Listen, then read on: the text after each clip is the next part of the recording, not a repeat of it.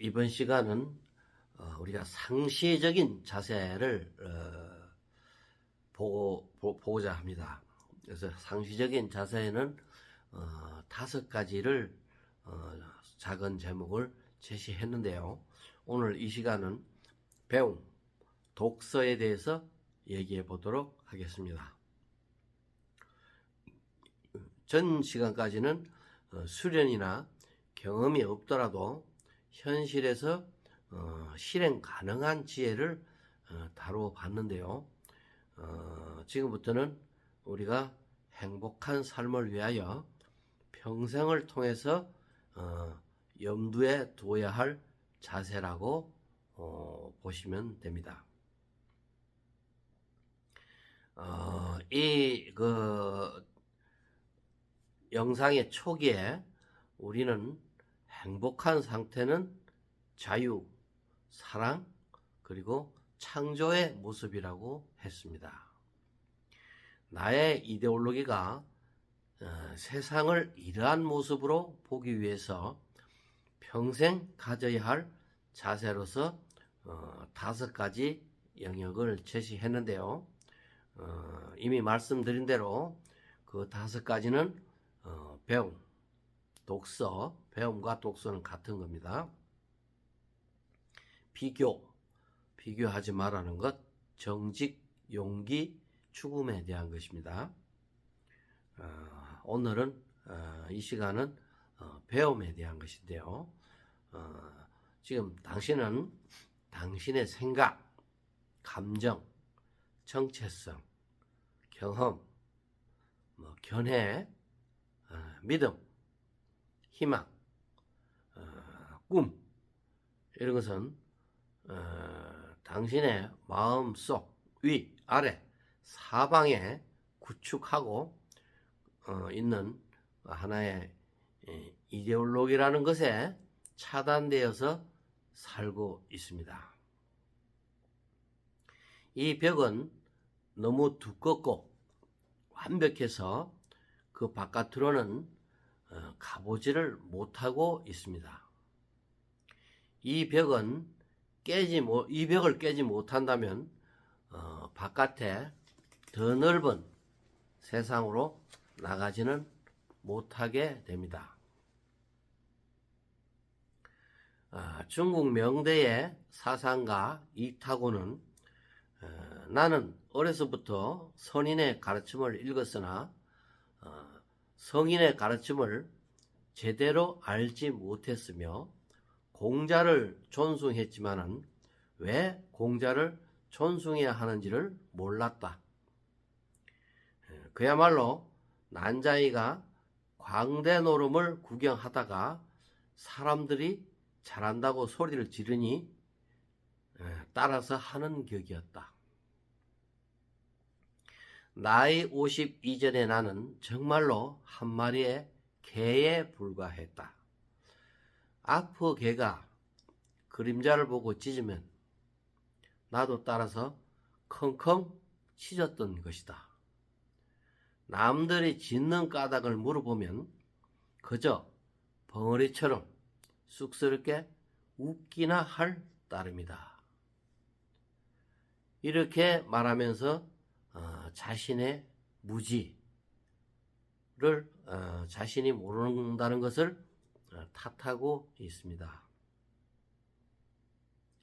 또한 여러분이 잘 아는 프란시스 베이컨의 동굴의 우상, 종족의 우상, 시장의 우상, 극장의 우상 등 이 4대 우상 논리도 사실은 대중의 무지를 탓하는 것입니다. 이처럼 우리는 세상을 안다고 하는 것이 얼마나 자만스러운 것인지 명심을 해야 할 것입니다. 이 벽을 깨는 수단으로 가장 좋은 방법은 현명한 사람으로부터 배우거나 독서를 통해서만 가능하게 됩니다. 당신의 일상 경험을 통해서는 이 벽을 깨는데 한계가 있다는 것을 알아야 합니다. 이러한 상시적 자세로 제시되는 여기서 5가지, 그것 또한 독서로 다가갈 때 충분히 쉽게 가능하다는 것을 알아야 합니다. 달라이 라마는 그의 행복론에서 내면의 변화를 위한 방법으로 초월, 신비적 영적 수행도 좋지만은 배움과 가르침이야말로 최고의 수단임을 강조하였습니다. 독서야말로 당신의 뇌를 자유롭게 활성화하여 주체적 행동으로 이끌 수 있으며 사물에 대한 사랑도 깨칠 수 있습니다. 사물의 이치를 깨닫게 되고 사물과 사고 간의 은유, 치환, 배치, 연결, 범주화하는 능력을 키우게 될 것입니다.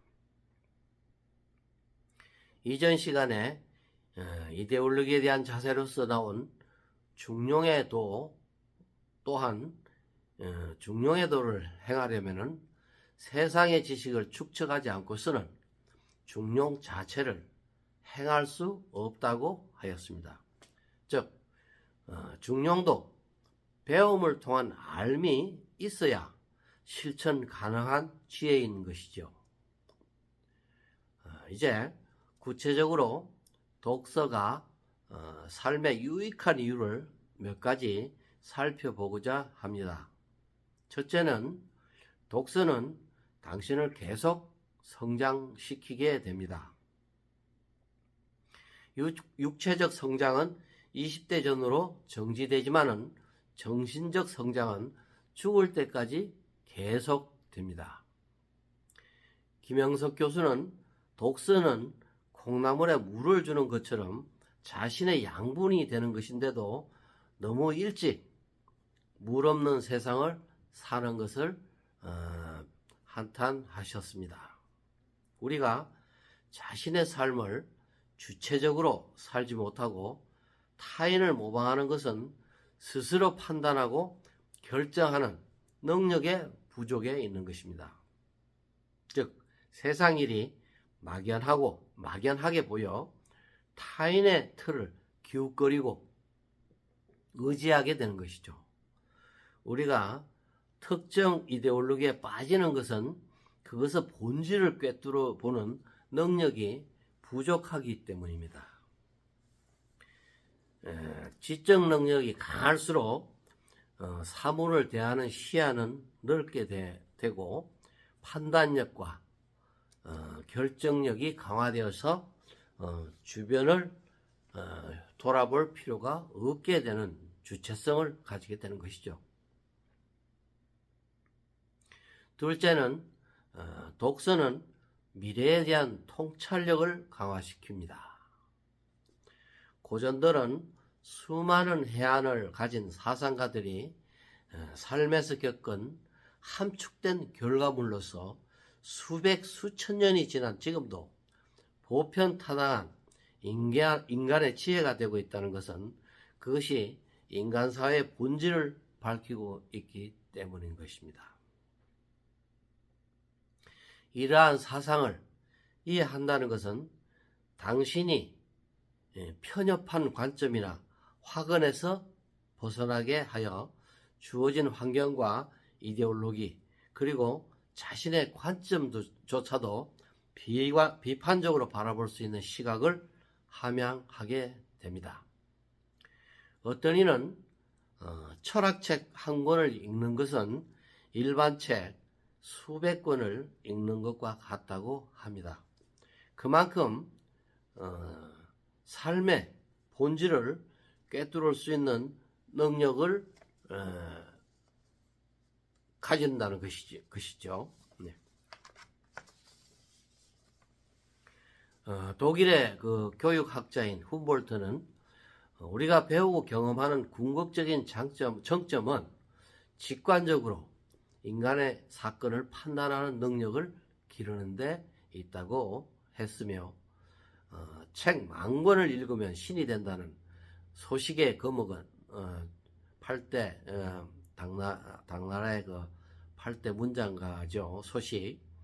소식의 검어는 독서에 미래가 있음을 말하는 것입니다. 최진석 교수는 지식이란 인간의 역사에서 문제가 된 것을 해결한 결과로서 지식을 배우는 것은 삶을 용이하게 하고 남을 통제할 수 있게 하여 생존의 질과 양을 높여주는 것이라고 하였습니다.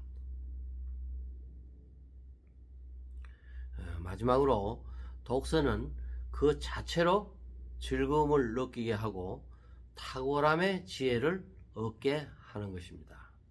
독서 자체는 여가이며 여행이고 시대를 앞서간 자들과의 대화인 것입니다. 당신이 도서관에 들어서면 당신은 위대한 사상가들과 대화할 수 있습니다. 몽테스큐에는 권력도 명예도 부도 쟁취하였으나 독서만큼 즐거움을 주는 것은 없었다고 말했습니다. 임어당은 독서를 다음과 같이 칭송합니다. 독서 습관이 없는 사람은 시간적으로, 공간적으로 눈앞의 세상에 갇혀 지낸다. 그러나 책 한 권을 집어들면 그 즉시 다른 세상으로 들어간다. 좋은 책은 세상에서 가장 입담 좋은 삶과 만나게 되는 것이다. 달변가는 당신을 앞으로 나가도록 인도하며 다른 나라, 다른 시대로 데려가거나 개인적인 회환을 털어놓기도 하고 이제껏 몰랐던 학문 또는 삶의 문제를 토로하기도 한다. 이는 마치 여행과도 같다. 이것은 임어당의 독서론입니다. 독서의 그 또 하나의 장점은 다른 여가에 비해서 비용이 들지 않는다는 데 있습니다. 단 몇만 원의 돈으로 값싸게 얻을 수 있는 영속적 쾌락을 얻을 수 있게 되는 것이죠. 다만 독서로 인한 취미는 어느 정도 독서량이 누적될 때 나타남을 알아야 합니다. 알렉은 독서의 행복은 예견하기 어려우나 경험을 쌓은 독서가도 놀란다. 학문은 멀리서 보면 즐겁지 않으나 그 안으로 들어가면 흥미진진하다 라고 말하였습니다.